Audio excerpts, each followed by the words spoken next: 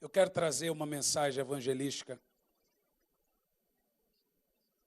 que era muito pregado pelos evangelistas há um tempo atrás e se tornou uma mensagem esquecida sobre a volta de Jesus. Aonde eu vou, em um dos dias eu vou pregar sobre o tema. Eu nunca vou fugir deles. E eu quero falar hoje sobre o retorno de Cristo em nosso tempo. Amém? Atos 1, no verso 6 ao verso 8.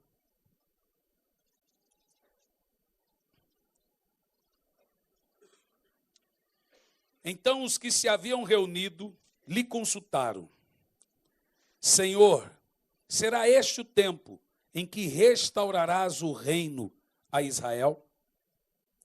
Ele lhes afirmou: não vos compete saber as épocas ou as datas que o Pai estabeleceu para sua própria autoridade.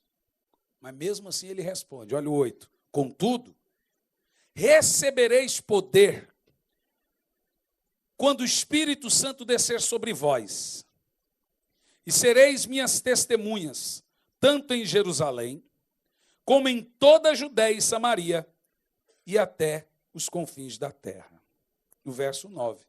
Tendo dito essas palavras, foi Jesus elevado ao céu, às alturas, enquanto eles os contemplavam, até que uma nuvem encobriu a vista deles. No 10. E aconteceu que, estando eles com os olhos fixos no céu, enquanto ele subia, surgiram junto deles 2 homens vestidos de branco, 11, e lhes comunicaram: homens galileus, por que estáis contemplando as alturas?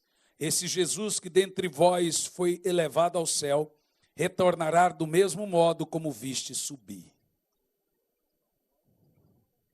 Senhor, fale então conosco, não seja eu quem fale, mas que seja o teu Espírito Santo, em nome de Jesus. Amém. Glória a Deus. Ô, irmão, filma a câmera de novo para o pastor Alexandre, que a hora que eu mostrei estava sem internet. Joga ele no telão. A irmã lá no Brasil que quiser casar com o pastor Alexandre, eu pago a passagem.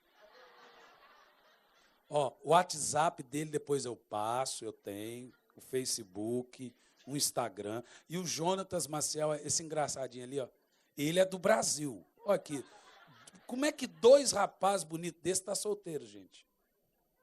Só o tempo certo de Deus, né? Ou está escolhendo muito. Você sabe que sorte, bênção, é um chinês com cabelo na frente, careca atrás. Vem correndo. Se você não pegar de frente, quando você tenta pegar, não pega mais. Entendeu, né? Irmão, esse tema aqui foi o principal tema na época de Jesus e dos apóstolos. O tema, o fim dos tempos. A exegese, a hermenêutica rege o seguinte, que quando um tema ele é muito mencionado e muito ensinado na Bíblia, ele é, de fato, o principal tema.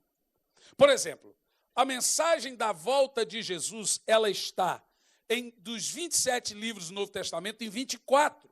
Ela só não está em Gálatas, Filemon e 3ª de João. Ela está nos 24 livros do Novo Testamento, deixando claro, sem sombra de dúvida, que essa é a principal mensagem do Novo Testamento. Jesus falou sobre o final dos tempos. Os apóstolos pregavam sobre o retorno de Cristo. Todos criam nisso exauridamente. Mas por que encontramos o motivo das pessoas não quererem pregar sobre esse tema? Talvez porque o tema é complexo, talvez pelas várias linhas de interpretação do tema. Nós temos, pelo menos na escatologia, 4 linhas de interpretação divergentes. Nós temos uma linha chamada de futurista, outra linha chamada de preterista, outra linha chamada de historicista, outra linha chamada de idealista. E dentro da linha futurista, nós temos 3 linhas divergentes, que é chamada de pós, pré e médio-tribulacionista. Não importa qual é a linha que você crê ou que você acredita. De fato, o importa é que você creia que Jesus está voltando já. E a minha mensagem hoje, ela não se atém a essas linhas teóricas, exauridas, exaustivas da escatologia, mas eu quero ir para aquilo que importa mesmo, o prático. E quando eu prego essa mensagem, eu preguei ela na televisão lá, eu recebi muitos e-mails inicialmente, porque a mensagem ela é pregada em duas partes na televisão. Semana que vem, a segunda parte. Quando a primeira parte terminou, o povo entrou em crise. E normalmente as pessoas gostam de comer a merenda antes do recreio. E as pessoas, pastor, como o senhor pode afirmar? Jesus disse que ninguém sabe o dia e a hora. De fato, Jesus disse que ninguém sabe o dia e a hora. Mas ao mesmo tempo que ele disse que ninguém sabe o dia e a hora, ele falou para os fariseus hipócritas: sabeis discernir os tempos e as estações, e não sabeis discernir o tempo da vinda do Filho do Homem. Quando a Bíblia fala de dia e hora, ela compara o retorno de Cristo como um grande sinal de uma mulher grávida que está prestes a dar à luz. E ele fala que essa mulher grávida, sofrendo dor de parto, é um grande sinal do retorno de Cristo. Eu te pergunto, eu sei quando a minha filha vai nascer, eu só não sei o dia e a hora. A Bíblia diz quando Jesus vai voltar, ela só nunca vai dizer o dia e a hora. Mas o tempo, o que estará acontecendo nesse tempo, e cada acontecimento é chamado na Bíblia de contrações ou dores de parto. E as contrações, elas só começam, eu nunca fui mulher, mas me disseram que é assim, que as contrações, elas só começam quando a mulher está prestes a dar luz, está nos últimos dias. Começa lá com 1 hora, depois meia hora e por aí. É assim, irmãs? Pois é. Essas contrações são chamadas de dores de parto. E a Bíblia diz, grande é um sinal de uma mulher grávida sofrendo dores de parto, prestes a dar à luz. E as contrações na Bíblia são chamadas de sinais, são chamadas de terremotos. Cada terremoto é chamado de uma dor de parto, uma contração, cristãos sendo mortos, avanço da tecnologia, isso é chamado de dores de parto, contrações. Tudo isso indica que Jesus voltaria e a mulher iria dar à luz. Ou seja, ninguém sabe o dia e a hora, mas o tempo somos obrigados a saber. Entende o que eu disse? Por isso o título da mensagem é o retorno de Cristo em nosso tempo. E eu quero que você preste muita atenção, porque duas situações serão causadas no seu interior. Medo para aqueles que não estão preparados, alegria para aqueles que estão preparados. Quem aqui tem dúvida que se Jesus voltasse hoje você subiria? Não responda. Não responda para não constranger os que têm dúvida. Agora, escute bem a resposta que eu vou te dar. Em uma pesquisa feita nos Estados Unidos, mostrou que o estilo de vida de uma pessoa muda muito pouco nos dias da sua morte. Isso significa que uma pessoa cria-se um estilo de vida durante a vida, que ela não muda o estilo de vida. O que ela provavelmente morrerá sendo. Presta atenção. Isso significa que se Jesus voltasse hoje, como ele te encontraria? Pastor, eu não estou pronto hoje. Baseado nessa pesquisa psicológica, indica que se você não estiver pronto para o retorno de Cristo hoje, olha para mim, você tem 90% de chance de não estar pronto para o retorno de Cristo na ocasião do retorno dele. E pior do que isso, do jeito que você estiver hoje, você tem 99,9% de chance de ser a mesma pessoa no dia da sua morte. Porque ninguém sabe o dia que vai morrer. Ou seja, se Jesus voltasse hoje, como ele te encontraria, você sabe a resposta. Agora eu vou partir para uma parte muito importante nessa mensagem, que foi o principal tema na época de Jesus e dos apóstolos.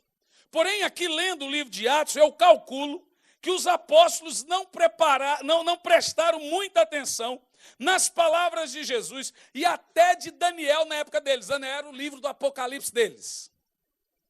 Porque eles realmente pensavam que Jesus iria voltar no tempo deles.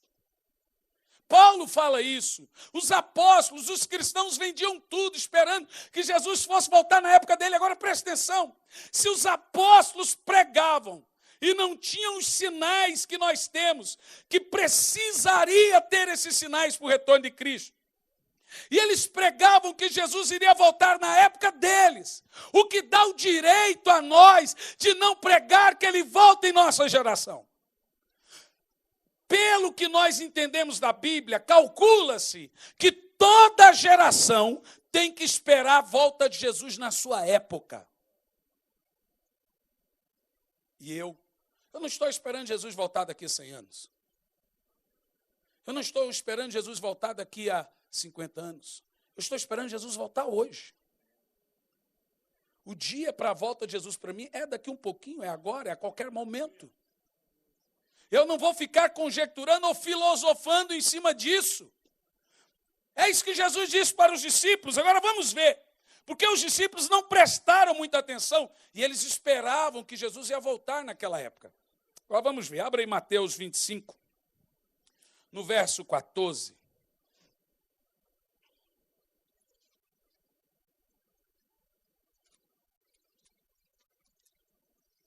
Quem quer aprender aqui, diga amém.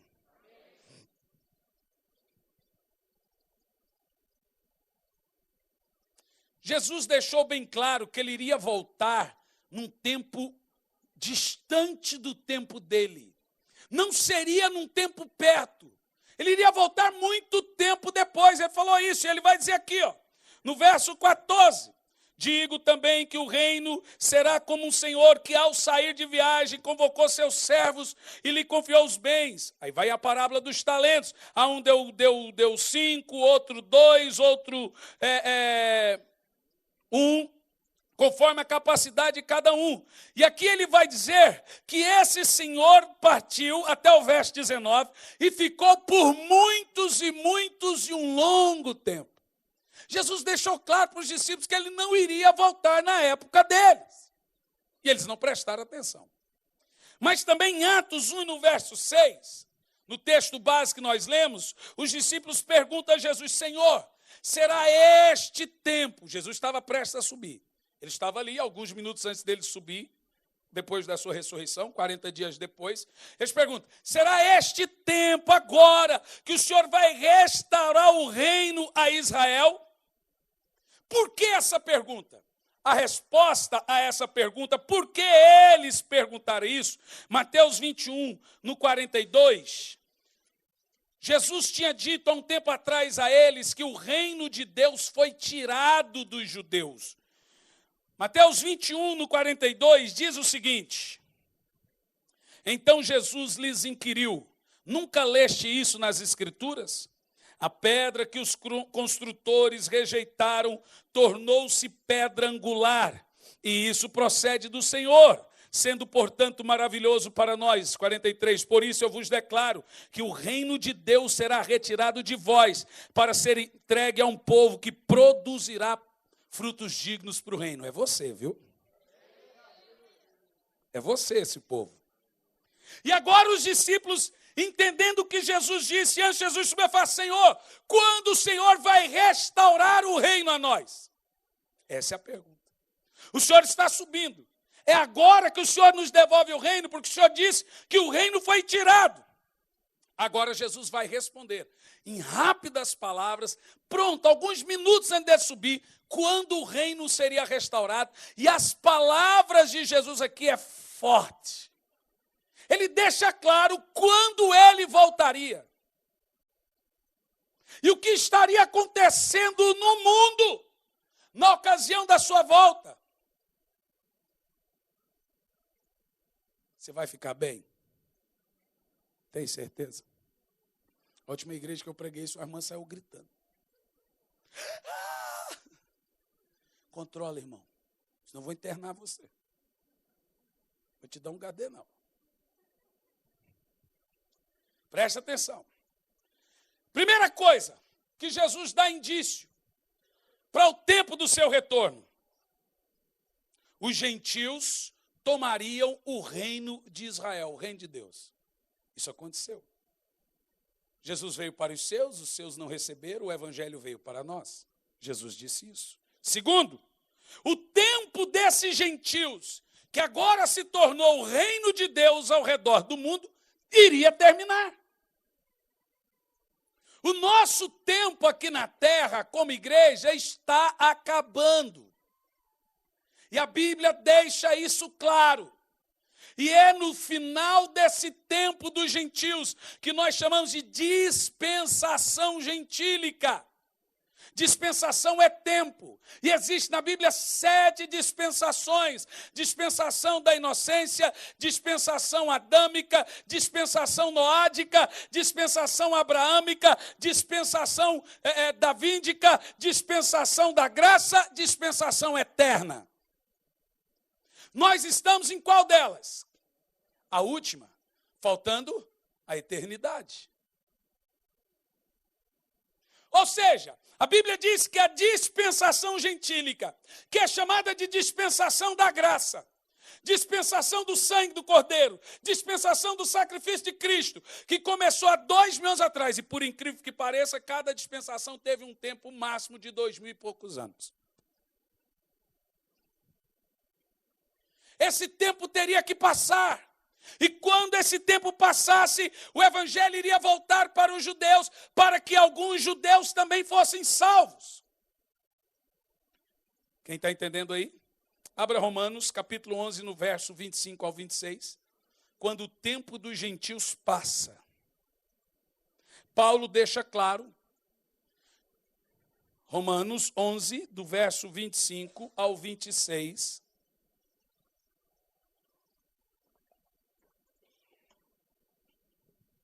Paulo diz assim: irmãos, não quero que ignoreis este mistério, para que não sejais orgulhosos. Olha o texto. Israel experimentou um endurecimento em parte, põe aspas. Não foi todo Israel que ficou duro, alguns aceitaram Jesus. Então, em parte.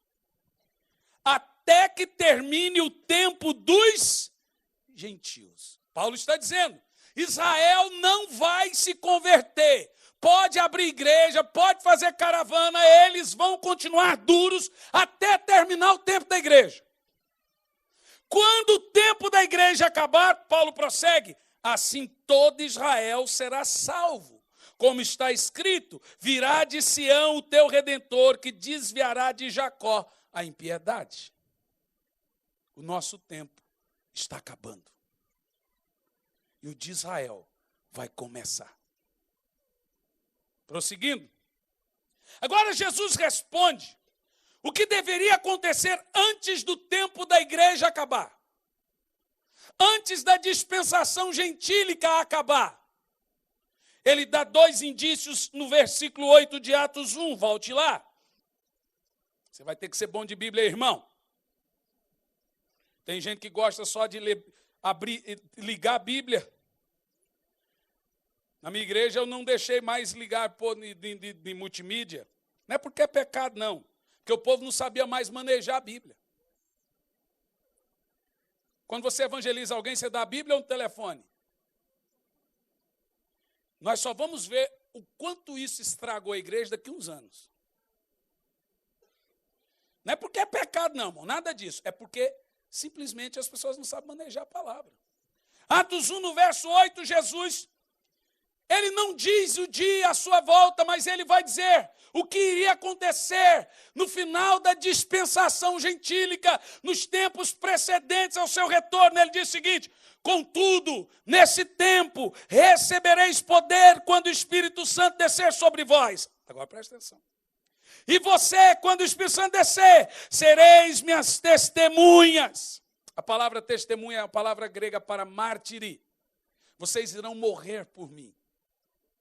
E ele continua dizendo, e vocês serão minhas testemunhas em Jerusalém, Judeia, Samaria, até os confins da terra. Presta atenção. Quando nós lemos o texto confins da terra, com os olhos de um brasileiro, aonde para você seria, cita um país aí como exemplo de confins da terra. Austrália. Vai lá. Japão, China. Vamos, gente.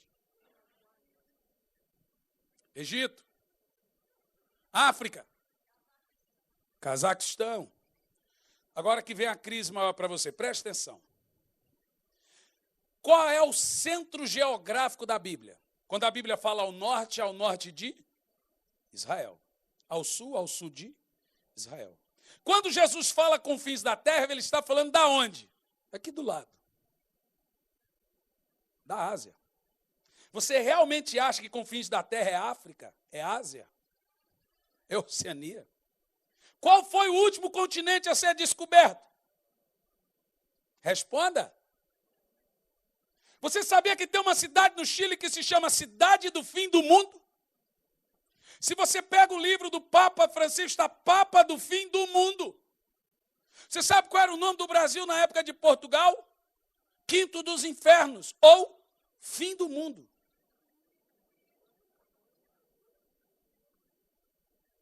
Está na história, gente.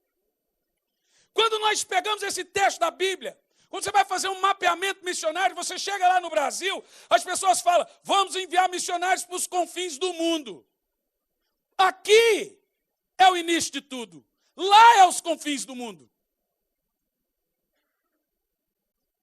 O último continente a ser descoberto é lá. Lá foi o último lugar aonde o evangelho chegou. Eu quero te lembrar que o primeiro lugar onde foi pregado o evangelho foi na Ásia. O segundo foi na África e o terceiro na Europa.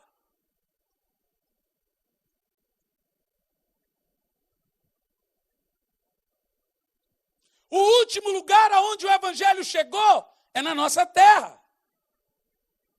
Lá é geograficamente os confins do mundo. Ou seja, o que resta agora acontecer é o evangelho voltar para a sua terra, como Paulo disse.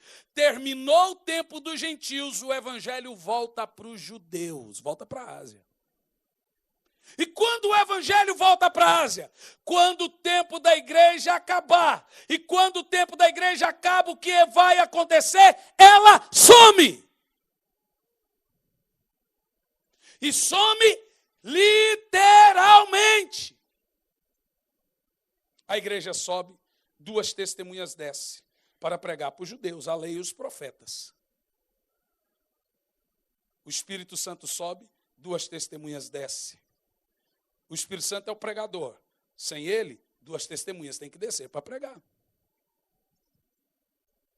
Ou seja, o centro geográfico da Bíblia é Israel. Quando a Bíblia fala, lá, quando Jesus fala no fim do mundo, ele estava falando de Israel. Mas a nossa mente brasileira imagina assim, é aqui. Não. Nós, do outro lado do Oceano Atlântico, nós somos o fim do mundo. Nós somos os confins da terra. Nós somos o último continente que foi descoberto. Nós ainda estamos experimentando um grande avivamento, estamos no final dele. E eu sempre prego e digo que sempre, depois de um grande avivamento, 3 coisas acontecem quando o evangelho chega numa nação. Traz avivamento. Segundo, traz apostasia. Terceiro, juízo.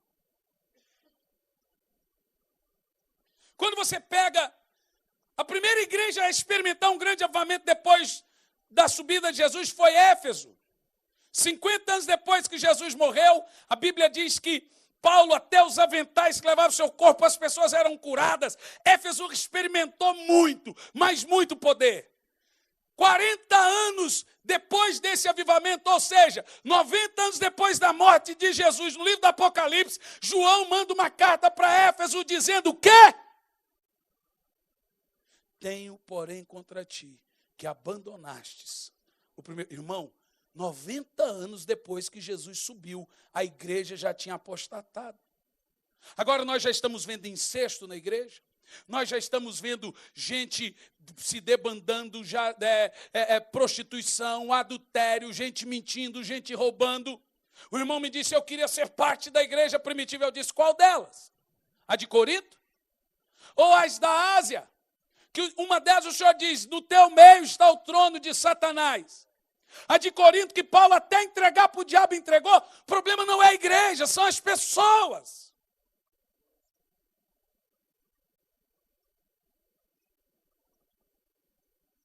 Nós estamos vivendo isso. E sabe por que essa igreja aqui é avivada? Eu posso te dizer.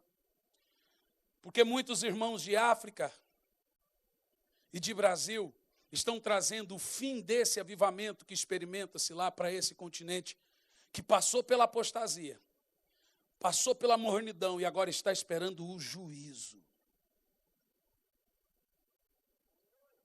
Escute o que eu estou te dizendo. Vamos supor que nós temos uma grande fileira. E você está distribuindo pão para 2.000 pessoas. Quando você chega na metade da fileira, os que já comeram o pão pedem mais pão. O que você faz? Você termina de entregar o pão para quem não comeu, ou você volta para dar para quem já comeu? Então veja, preste atenção, a Europa já comeu o seu pão. A Ásia já comeu o seu pão. Todos esses continentes que veio na sua cabeça comeu o seu pão.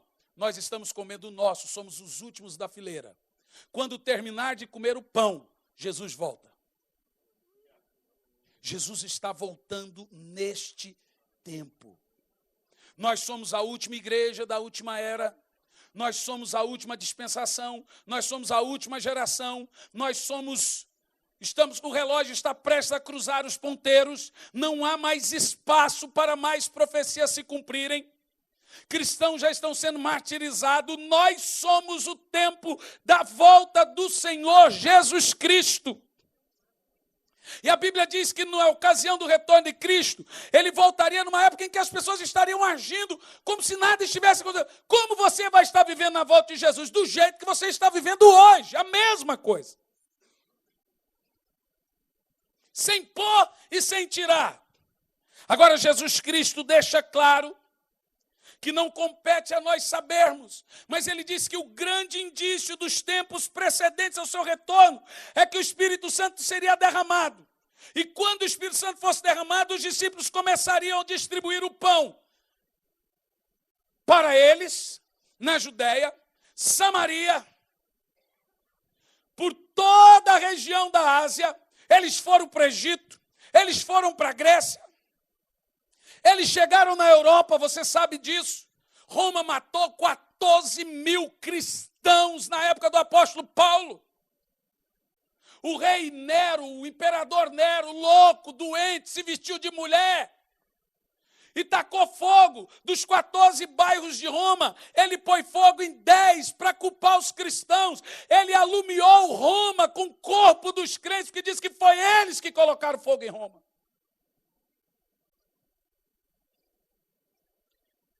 Paulo teve a sua cabeça decepada em cima de um cepo. Esse continente aqui foi varrido com sangue dos cristãos, com sangue de sementeira. Em Zurique, 50.000 anabatistas foram queimados na fogueira. 50.000. A família Tudor, aqui, dentro do castelo de Buckingham, aqui na Inglaterra. Todo protestante que pisava nesse país na época era queimado, cortado a cabeça e jogado em toda Londres para todo mundo saber que deveria obedecer Roma. Esse continente comeu o seu pão. A Ásia comeu o seu pão. O judeu rejeitou o pão. O pão está na América. Os Estados Unidos hoje é um país de mega churches. É cada uma mais linda e maior do que outra, mais rica e mais poderosa do que outra. Isso chegou ao Brasil. O Brasil tem igrejas que é status de coisa que você não tem noção, irmão. A igreja do Brasil é uma das mais poderosas do mundo. Eu falo de todas. Eu nem sei se a América tem tanta influência de televisão, de rádio, de pregadores influentes como o Brasil tem. Nós estamos comendo o pão hoje. O evangelho foi derramado até os confins da terra. Agora, sempre depois de um grande avivamento, vem a apostasia. Agora o que eu vou falar vai te assustar, mas é bíblico. Falsos profetas é juízo de Deus para falsos crentes. Às vezes você diz, eu tenho dó do povo. Não fique. Abra 2 de Paulo aos Tessalonicenses 2, no verso 11. Não é o diabo quem envia falso profeta para enganar o povo.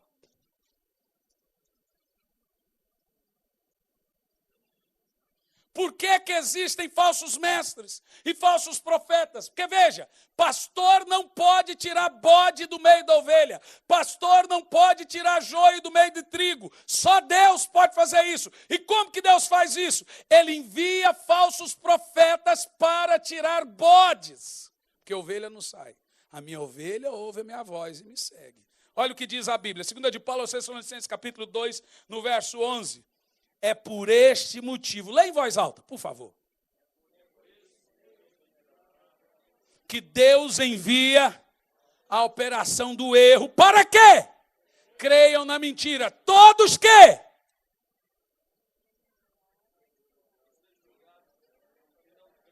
Na verdade. Agora escute o que eu estou dizendo, deixa eu ler na versão do rei Tiago. É por esse motivo que Deus lhes envia uma espécie de poder sedutor, a fim de que creiam na mentira e sejam condenados todos que não creram na verdade, mas decidiram usufruir dos prazeres do mundo. Falso profeta, falso pregador, falso mestre, é juízo de Deus para falso crente. É Deus quem envia os enganadores, não o diabo. E para quem que Deus envia? Então você fica com dó?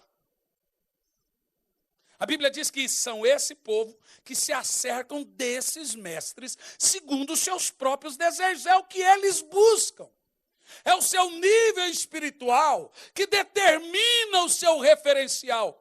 A sua maneira com que você está com Deus hoje vai determinar que tipo de pregação você gosta, que tipo de pregador você gosta, que tipo de música você gosta. É o seu nível espiritual que determina os seus referenciais. Falso profeta é juízo e agente de Deus. Agora escute o que eu vou dizer. Tem mais. Vou pedir que os pastores não falem, porque eu falei com eles ontem. Me citam um exemplo de um espírito que destrói grandes ministérios. Cita um. Fala um exemplo. Um espírito que destrói. Jezabel. Você só pensa naquilo, né? Vamos lá. Vá. Fala. Jezabel serve, viu? Meu pastor, o pastor Eibe, disse que 3 tipos de barra derrubam o homem de Deus. Barra de ouro, barra de saia e São João da Barra. São João da Barra é bebida. Agora veja bem, vamos lá. Jezabel, outro. Divisão. Ok. Dinheiro também. Competição. Cobiça, rebeldia. Tudo disso poderia ser verdade, mas eu quero te dizer que o espírito que abate grandes ministérios é o Espírito de Deus. A Bíblia diz que é o Senhor que abate e dá o quê? Aos humildes. A Bíblia diz que um espírito da parte de Deus perturbava Saul. Elias era chamado de perturbador. Profeta incomoda. Até um profeta aparecer para Davi, ele estava de boa na lagoa. Quando o profeta apareceu, acabou a paz de Davi.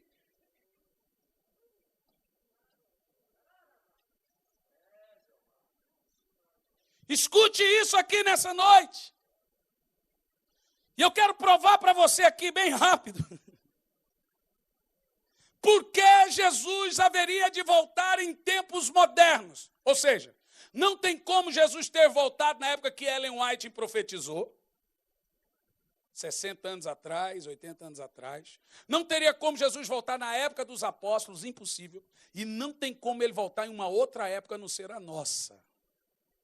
Porque senão, aí nós não podemos crer na Bíblia. E a minha ideia aqui agora é simples. Provar para você que não tem como Jesus voltar em outra geração. E nem numa geração antes. Se Jesus vai voltar, e nós cremos que ele vai voltar, só pode ser nessa geração. E quando eu falo geração, eu falo neste tempo que estamos vivendo.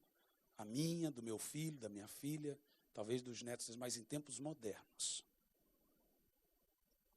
Quem quer aprender, diga amém. Primeiro princípio e motivo por que Jesus deveria voltar nessa época. O aumento do saber. Daniel, capítulo 12, versículo 4 diz: Tu, porém, Daniel, encerra as palavras e sela o livro até o tempo do fim. Muitos correrão de lá para cá e a ciência aumentará. Agora veja bem, eu não sei se os apóstolos prestaram atenção nisso, o que eles entendiam de ciência. Mas a única evolução que nós tínhamos até 100 e poucos anos atrás ainda era a roda. Agora pare para você pensar que até 200 anos atrás, e o tempo de Cristo, as pessoas viajavam do mesmo jeito, com a mesma tecnologia. Elas tomavam banho igual. Eu fui na igreja de John Wesley, uma igreja que foi construída em 1720 e alguma coisa. Eu entrei dentro do banheiro, como eu leio muita história, assisto muitos livros de história, muitos filmes de história, eu pensei que eu estava dentro do banheiro do Império Romano. Igualzinho. Não mudou nada. Ou seja, a ciência não multiplicava, não aumentava. As pessoas viajavam de carruagem, de barcos à vela. Elas viajavam como a vida toda. Mas, de repente, de 100 e poucos anos para cá, parece que o homem descobriu o feeling. Agora os homens viajam de avião. Há 100 e tantos anos atrás não tinha avião, não tinha energia, não tinha televisão. Irmão, não vamos longe, há 15 anos atrás nós não tínhamos internet. Você entende o que eu estou dizendo, irmão? Há exatos 12 anos atrás a nossa internet fazia um barulho assim, ó. E se alguém ligava, caía.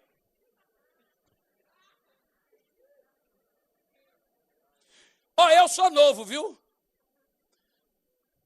Mas eu me lembro que eu tinha uma máquina, eu tenho ainda. Se algum dia eu for ter um museu, aquela vai. Que ela produzia 4 fitas por minuto. Aquela máquina era caríssima. Eu importei ela da Alemanha. Eu nem lembro, mas foi muito caro. E aquilo quase ninguém tinha. Você punha a fita, gravava a fita. E eu fabricava um monte de fita ao mesmo tempo. Uma máquina caríssima. Você sabe, eu fiquei com aquela máquina, irmão, acho que 2, 3 anos. A inventar um tal de DVD. Eu falei, meu Deus, eu estou pagando a máquina ainda. Aí tudo bem, fomos lá e corremos, e agora publicamos e montamos uma editora com super, nós temos uma editora muito grande que produzia vídeos e DVDs em alta escala. Me inventa o tal do YouTube. Eu estou pagando ainda a editora. Eu chego na igreja, você vê que eu não trago DVD. Pastor, eu assisti essa mensagem sua no YouTube. Quem aqui já assistiu mensagem minha no YouTube? Levanta a mão, bem alto, vá, bem alto. Levanta bem alto, deixa eu ver. Vocês não têm vergonha? Olha o tanto de gente, por isso que eu não trouxe DVD. Acho que só o irmão não assistia. Aí você vai lá, pastor, eu vi essa mensagem tremenda. Aí o irmão está lá comprando. Você ouviu? Ouvi, gostou demais. Onde você viu? No YouTube. Ah, pastor, depois deixa ficar para a próxima, viu? Aí agora eu fui corri, agora inventei o tal do pendrive. Estou pagando ainda o maquinário. 40 mensagens no pendrive. Agora inventaram o tal do aplicativo, eu estou pagando ainda o negócio. Você clica no aplicativo, você tem as mensagens, tudo lá no aplicativo, uma mensagem por semana, o cara clica, é um site, ele baixa para Android, baixa para Apple, no aplicativo, e ele tem as mensagens tudo ali. Eu falei, meu Deus, Eu não vou vencer isso nunca. A tecnologia é uma rapidez assustadora. Isso aqui, ó. Eu tenho um outro aparelho que era 8 megapixels. Se eu vou para a Europa, preciso comprar uma máquina boa. Mas eu preciso de um telefone. Comprei 20 megapixels. Eu falei assim, estou aqui, telefone com 20 megapixels. O irmão abusado dentro do carro falou, só acha que é muito? Eu falei, eu acho. Ele falou, olha o meu, 42! Eu falei, irmão, toma vergonha, irmão. Falei, meu Deus, eu estou lá no Brasil, eu arrumo um aparelho com 20 megapixels de velocidade de internet, o irmão, meu 42. Não dá. Irmão, a ciência se avançou a tal ponto, mas a tal ponto, que as crianças daqui um dia vai ter Xbox no ventre da mãe.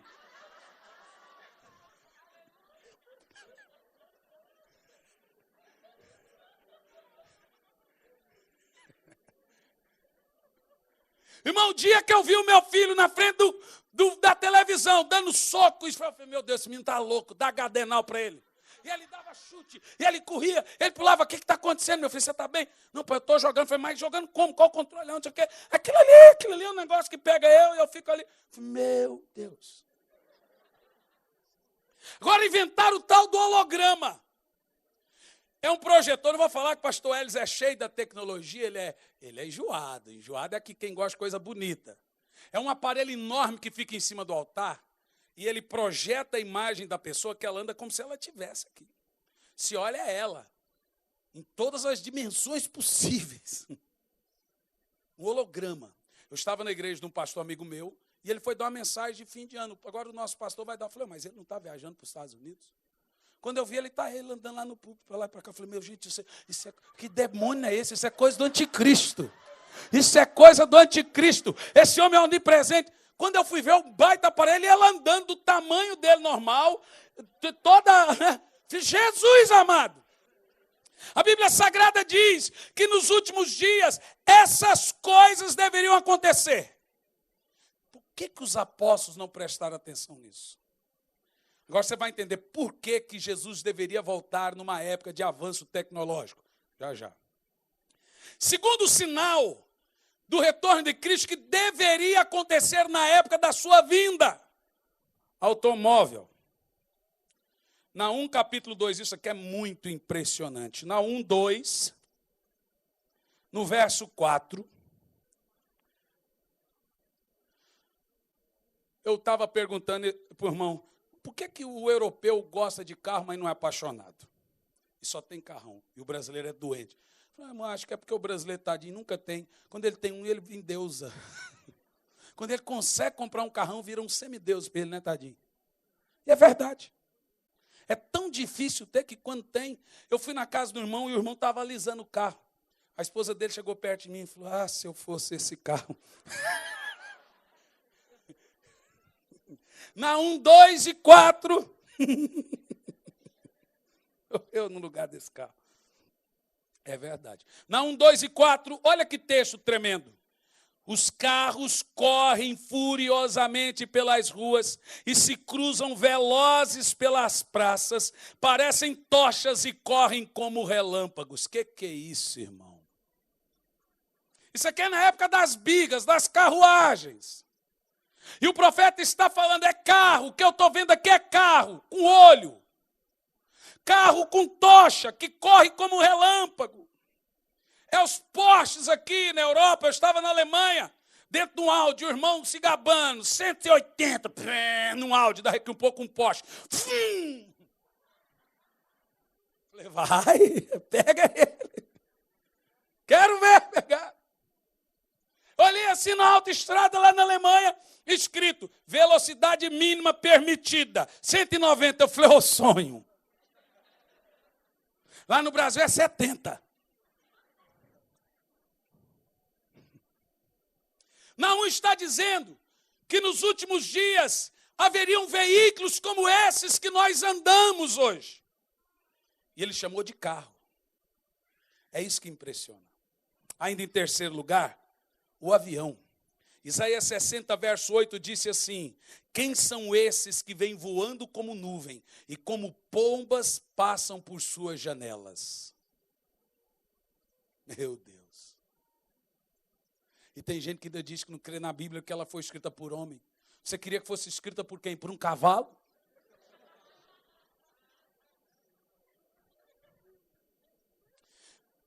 Mas ainda nós temos a televisão e a internet. Agora eu quero te provar que para Jesus voltar tinha que existir televisão e internet.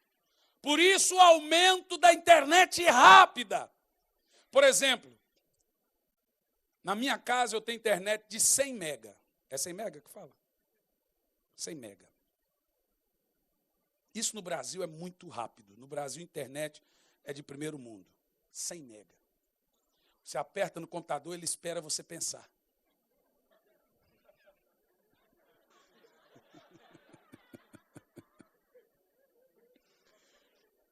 Agora, por que Jesus deveria voltar numa época em que a internet deveria ser rápida, a televisão deveria ser de altíssima qualidade e muitas opções? Abra Apocalipse 11, no verso 9 e no verso 10.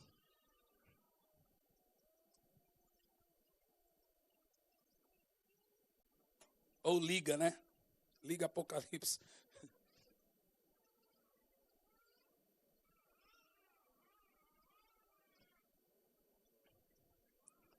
Diz assim, ó.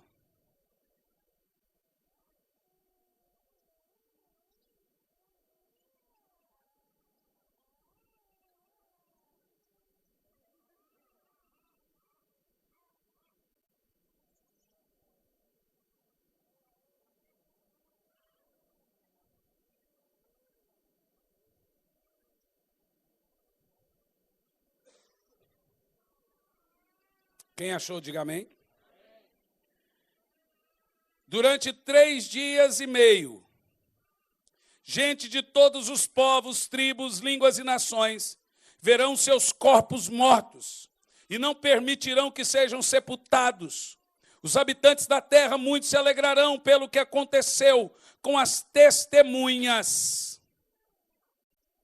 e festejarão, mandando presente uns aos outros, porquanto esses homens, 2 profetas, tinham afligido os que vivem sobre a terra. Aqui é o relato das 2 testemunhas. Essas 2 testemunhas vão afligir a terra durante 3 anos e meio. A igreja subiu, 2 testemunhas desceu. A Bíblia diz que elas serão mortas. E elas serão sepultadas, serão colocadas na cidade que tem um nome simbólico por nome, Sodoma e Gomorra, que significa Tel Aviv. Tel Aviv hoje é uma verdadeira Sodoma e Gomorra. Você chega no hotel em Tel Aviv e eles perguntam, é quarto para 2 homens ou quarto para 2 mulheres? A maior marcha gay do mundo é em Tel Aviv, capital de Israel.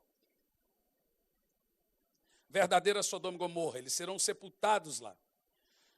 A Bíblia diz que enquanto essas 2 testemunhas estiverem lá sendo sepultadas, as pessoas lá vistas diante de todos, elas serão vistas de todas as nações, povos, tribos, línguas e raças. Como? Você sabia que tem 2 canais de televisão? Se você digitar agora, TV do Monte das Oliveiras, tem 2 canais de televisão que filmam o Monte das Oliveiras durante 24 horas para pegar Jesus voltando. Se você clicar agora no Google, você vai ver a imagem do Monte das Oliveiras. O mundo está preparado para o grande acontecimento, que é Jesus voltar sobre o Monte das Oliveiras, pisar no Monte das Oliveiras, como está registrado em Zacarias 14, 5. E o Monte das Oliveiras vai fender por 2 lados, uma parte para o norte, outra parte para o sul. A Bíblia diz, e virá o Senhor, meu Deus, e todos os santos contigo. Ele vai pisar no Monte das Oliveiras. Todo olho verá. Como?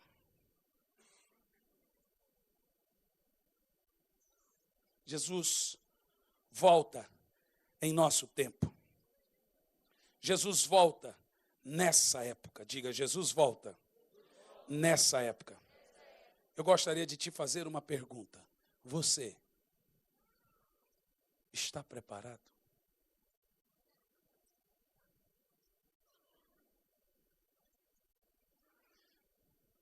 Eu tenho me preocupado muito com isso.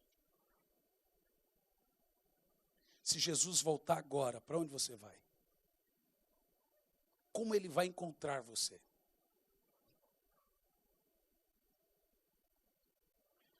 Não é só isso. Mas a Bíblia também relata que Jesus vai voltar numa época de guerras, de perseguição aos cristãos. A Bíblia vai falar da bomba atômica. O apóstolo São Pedro fala que a terra vai passar com grande estrondo, e ao som de um grande estrondo a terra vai derreter. Na minha Bíblia eu uso o termo explosão. Nós estamos à beira de um último Gog e Magog, a terceira guerra mundial. O mundo está um caos, a Europa está um caos, o Brasil está um caos. O mundo está assustado com os terroristas. Cristãos, só na segunda-feira 24, cristãos coptas morreram. Na quarta-feira, 40, colocaram dentro de uma jaula, jogaram gasolina e pegaram o lança-chama e tacaram fogo neles. Só no ano passado, 50 mil cristãos foram assassinados, suas mulheres estupradas, seus filhos jogados de quinto, sexto, sétimo, oitavo andar.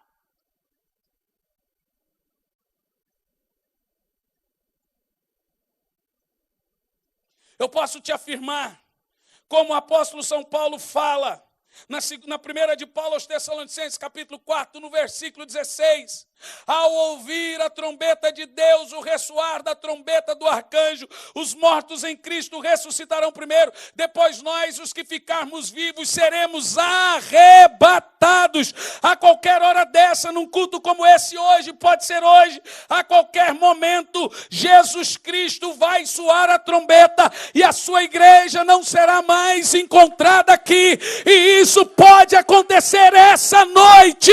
Essa noite. Eu quero te fazer uma pergunta.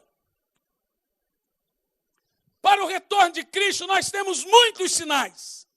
Para o arrebatamento, nenhum. O arrebatamento é um evento secreto. Jesus chama ele de num piscar de olhos, como um relâmpago sai do Oriente, se mostra no Ocidente.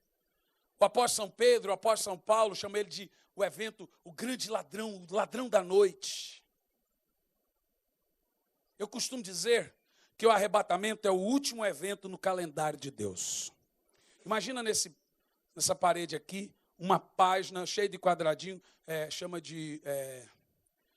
aquela planilha do Windows, Excel. Tem 1.800 quadradinhos aqui nessa planilha do Excel. Cada quadradinho tem uma profecia.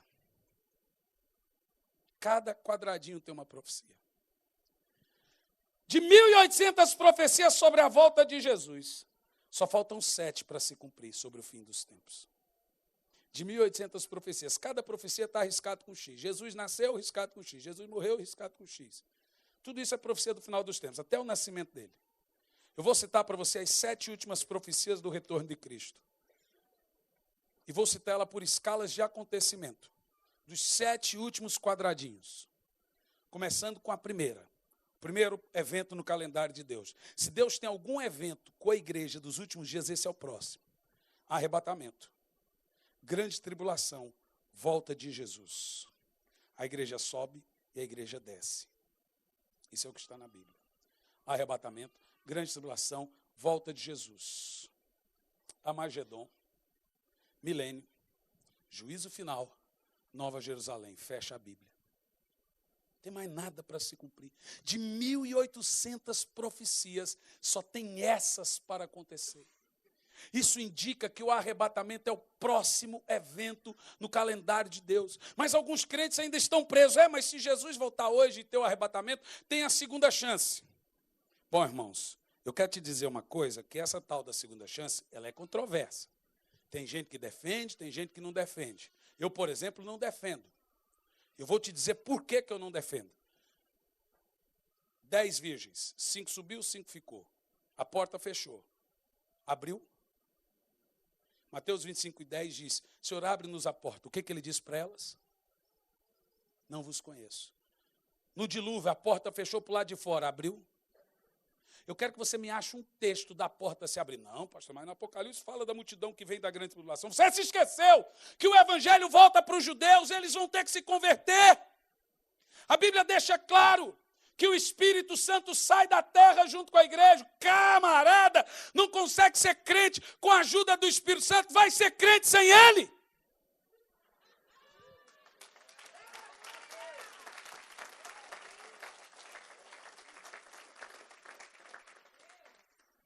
Eu quero te fazer uma pergunta. Quando você fala de segunda chance, o camarada que está desviado, afastado em pecado, ele fala glória a Deus, ou ele fala ufa, ou ele fala...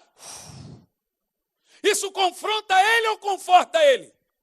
Então por que isso seria uma bênção? Os irmãos têm que decidir. Ou é uma multidão de gente que vai ser salva, como está em Apocalipse, ou é um pouco. Não, mas as pessoas dizem, não, pastor, vai ter que morrer. Mas a Bíblia diz que a morte será tirada. Como assim vai ter que morrer? É o Espírito Santo que convence o homem do pecado, justiça e juízo. Irmão, vou te dar um conselho, posso te dar um conselho? Não acredita nisso. Se eu chegar lá no céu, Jesus não vai me dizer, meu filho, eu vou te condenar porque você não pregou que quem ficasse não iria ficar. Eu vou te condenar porque você disse, se prepara para subir a qualquer hora com Jesus. Pode ser hoje, pode ser agora, pode ser a qualquer momento. Conserta a tua vida. Jesus está voltando, isso pode ser a qualquer hora, a qualquer momento. O Espírito Santo falou, leia esse texto. Hebreus 10 e 26. É o último texto que eu vou ler, que eu quero orar hoje, Jesus. Quem está com pressa aí? Eu estou, irmão, tenho que viajar amanhã. Estou cansado. Hebreus 10 e 26 diz assim. Leia, olha o texto, escute bem. Porque se vivermos deliberadamente em pecado, depois de termos recebido pleno conhecimento da verdade, já não resta mais sacrifício pelos pecados, mas uma horrível expectativa de juízo e fogo ardente, prestes a consumir todos os inimigos de Deus. Crente peca, crente não vive em pecado.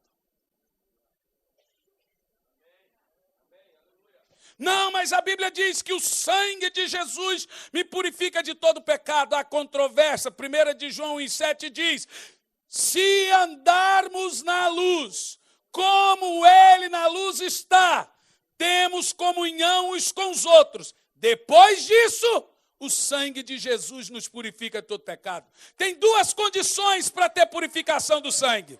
Primeiro, tenho que andar na luz como ele na luz está. Segundo, tenho que ter comunhão uns com os outros. E só tem comunhão uns com os outros congregando.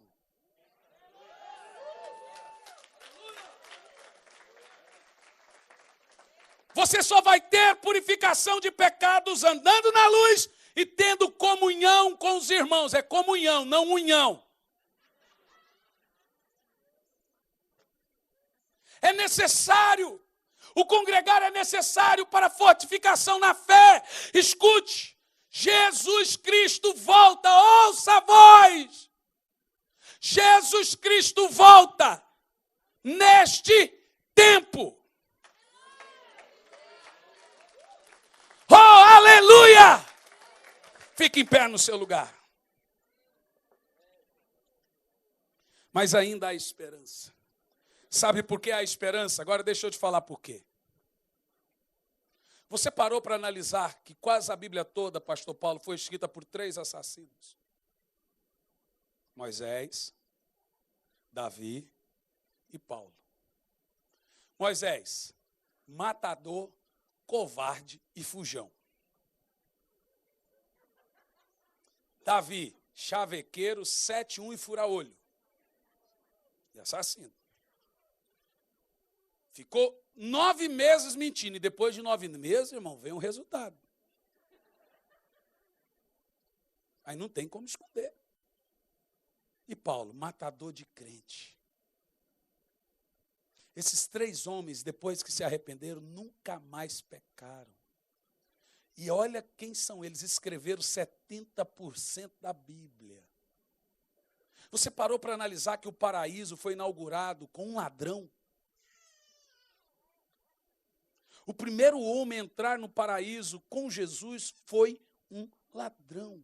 Hoje mesmo estarás comigo no paraíso. Enquanto o céu estiver ardendo, o sol estiver no céu, quase não serve para Londres, mas serve, pelo menos pela fé a gente vê o sol aqui. Enquanto, é só para inglês ver, né? Enquanto o sol existir, vamos falar assim, né? O pior tipo de pecador pode voltar e será aceito. Escuta, Jesus está voltando, mas ainda não voltou. Jesus está voltando, mas você ainda está vivo. Significa que tem esperança. Você pode hoje mesmo decidir mudar de vida ou decidir mudar de Deus. E eu quero terminar esse sermão dando esperança e oportunidade para quem quiser vir a Jesus. Quem aqui quer entregar a sua vida a Jesus e ser salvo? Levanta a mão, que eu quero orar por você. Levanta a mão bem alto onde você está. Quem quer entregar a sua vida a Jesus? Levanta a sua mão. Bem alto, eu quero orar por você. Bem alto. Isso. Você que levantou a mão, vai vindo aqui à frente. Quem aqui está afastado e quer voltar para Jesus hoje, com esperança, sai do seu lugar e vem aqui que eu quero orar por você. Se você convidou alguém, traga essa pessoa. Traga ela até Jesus agora. Venha. É Jesus que te chama. Pastor, eu não consigo. Ninguém consegue, irmão. Isso é a conversa que o diabo diz. Você não consegue, mas ninguém. Todos nós conseguimos com a ajuda do Espírito Santo. Ninguém consegue. Ai, pastor, mas eu me decepcionei com a igreja. Quando você chegar diante de Jesus, fala isso para ele. Jesus vai dizer, quem morreu por você?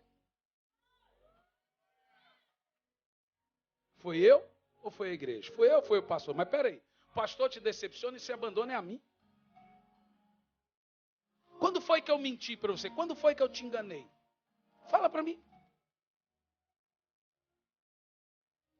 Meu irmão, escute bem. Há pessoas que estão aqui, e agora eu vou ser voz de Deus, que Deus está dando a última chance para ele. A última vez que eu preguei isso, eu estava em Santa Catarina, e eu falei, tem gente aqui que vai morrer essa semana. E foi dito e feito. Eu quero que você venha para Jesus agora. Se você não vem por amor, venha por temor. Peça a misericórdia do Senhor para te ajudar a vencer. Mas volte para Jesus hoje. Você tem 3 minutos para sair do seu lugar e vir para Jesus. Se você convidou alguém, traga essa pessoa para Jesus agora. Abandone o pecado ou pereça. Venha para Jesus agora.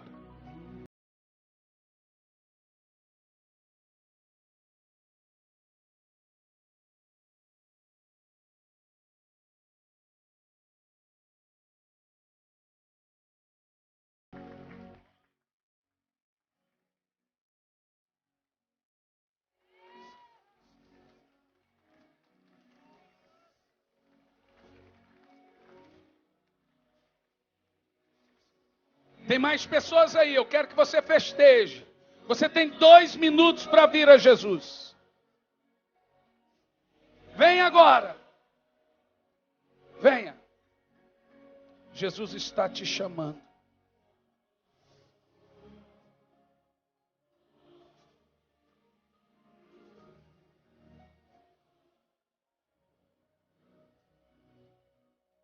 Você tem 1 minuto. Você tem 1 minuto. Pastor, eu tenho vergonha. Você não teve vergonha de sair. Você não teve vergonha de usar droga. Você não teve vergonha de se prostituir. Você tem vergonha de voltar para Jesus. Que vergonha. O filho pródigo não teve vergonha quando ele disse, voltarei. Pastor, nós temos não só um filho pródigo, nós temos dois. Nós temos um perdido na casa do pai e um perdido no mundo. Só que o que estava na casa do pai tinha uma imagem mais distorcida de Deus do que o que estava no mundo. O que estava no mundo disse, meu pai é bom. O que estava na igreja disse, meu pai é ruim. O que estava no mundo disse, meu pai é bom até para os trabalhadores. O outro estava na igreja e disse, meu pai é mau. O que estava no mundo disse, eu tenho tudo. O que estava na casa do pai disse, não tenho nada. Você sabe qual é o problema? As pessoas só entenderão a importância de Deus, do aconchego da igreja, quando ela está lá no mundo sem conseguir abandonar o pecado. Você tem que ter muita força, mas muita força para dizer, eu não vou para o inferno. Meter o dedo na cara do diabo e dizer, você não domina a minha vida, eu sou dono dela e Deus me ajuda. E voltar para Jesus, dizer, eu vou voltar, eu vou me levantar. Você que está afastado, meu irmão, vem à frente agora. Essa é a oportunidade que Deus está te dando. Vem agora. Venha. É o Senhor que te chama. Tu tem 1 minuto para vir. 1 minuto.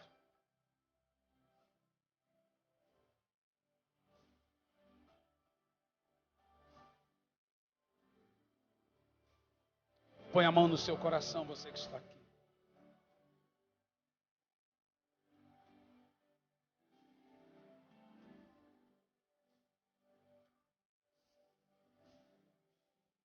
Diga comigo, Senhor Jesus, eu te entrego a minha vida e a minha alma. Perdoa os meus pecados. Me lava com teu sangue. E a partir de hoje, eu sou uma nova criatura em Cristo Jesus. E as coisas velhas se passaram. E tudo se fez novo.